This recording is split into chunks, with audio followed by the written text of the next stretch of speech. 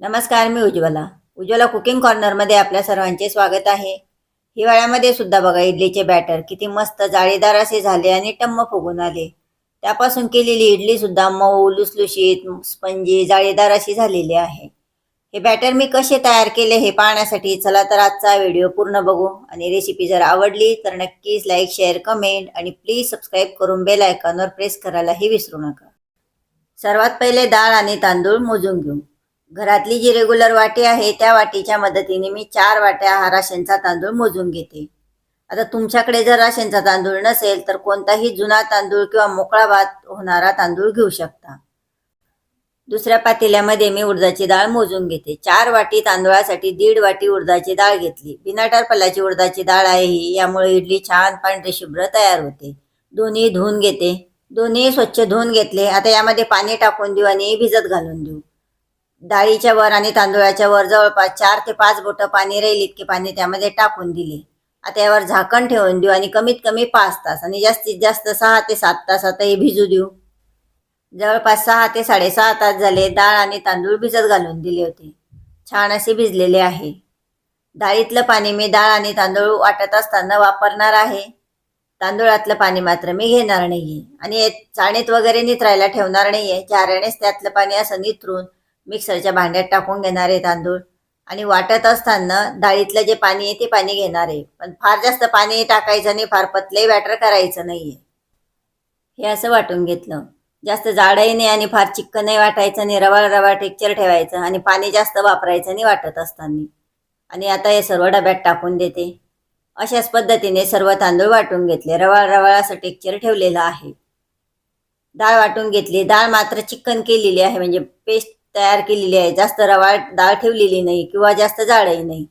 आता ही डाळ सुद्धा अशाच पद्धतीने मी वाटून घेते आणि डब्यात टाकून देते. डाळ आणि तांदूळ दोन्ही वाटून घेतलं. दोन्ही वेगवेगळं आहे. आता हे दोन्ही एकत्र करायचं आणि एकत्र करत असताना हाताने छान असं जवळपास 2 ते 3 मिनिटं फेटून घ्यायचं.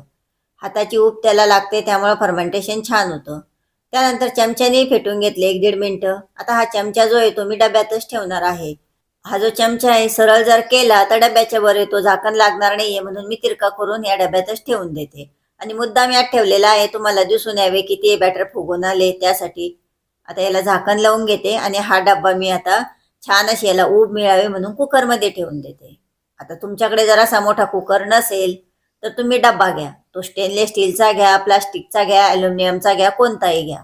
फक्त ज्यामध्ये बॅटर ठेवणार आहे तो मात्र स्टेनलेस स्टीलचा पाहिजे. ॲल्युमिनियमच्या वगैरे डब्यात, पातेल्यात बिलकुल बॅटर फर्मेंटेशनसाठी ठेवायचे नाही. डब्याचं पाणी वगैरे सर्व पुसून घेतलं, कोरडा केलं की आता कुकरचे झाकण लावून घ्यायचे. रिंग वगैरे तसंच ठेवलेलं आहे मी. आणि कुकर गरम करायचा नाही, कुकरमध्ये गरम पाणी टाकायचे नाही, काहीच नाही. फक्त कुकर थंड पडू नये थंड फडचीमुळं, म्हणून असं बसणं किंवा रुमाल वगैरे ठेवायचा, त्यावर कुकर ठेवून द्यायचा आणि जवळपास 12 ते 13 तासाचा हे फर्मेंटेशन होऊ देऊ.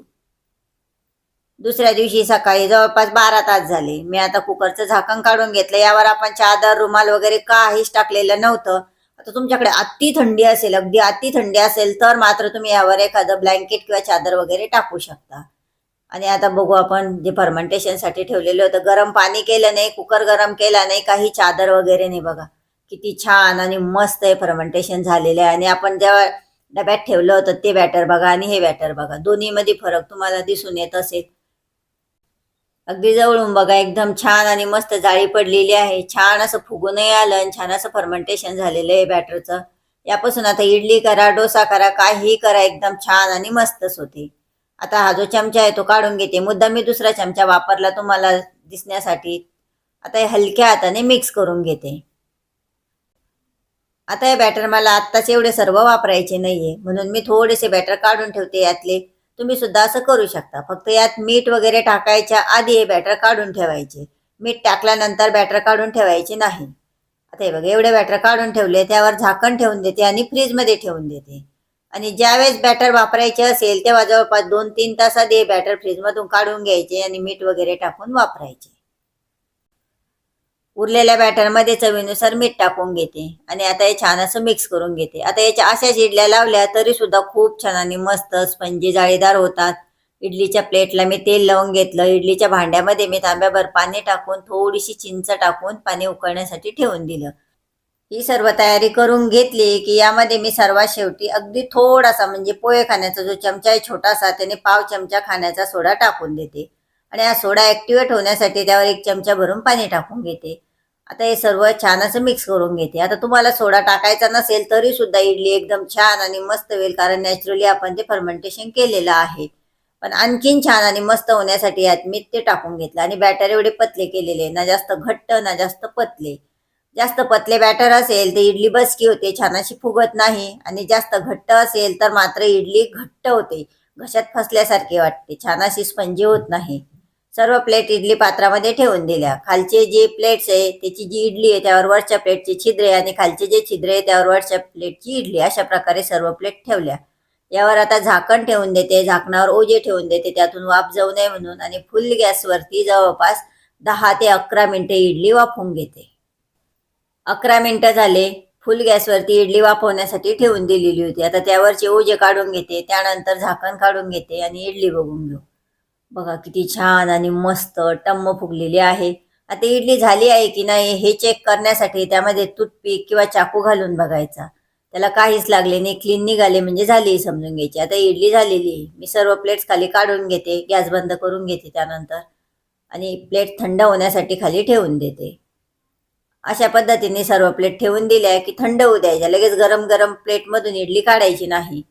प्लेट हातात धरण्याजोगी थंड झाली म्हणजे फार अगदी गारही नाही होऊ द्यायची, तर हातात धरण्याजोगी थंड झाली की चाकूने किंवा चमच्याने असे त्याच्या कडा मोकळ्या करायच्या आणि इडली काढून घ्यायची. बघा किती सुंदर आणि मस्त स्पंजी जाळीदार अशी इडली झालेली आहे. सर्व इडल्या चाळणीत ठेवून देते.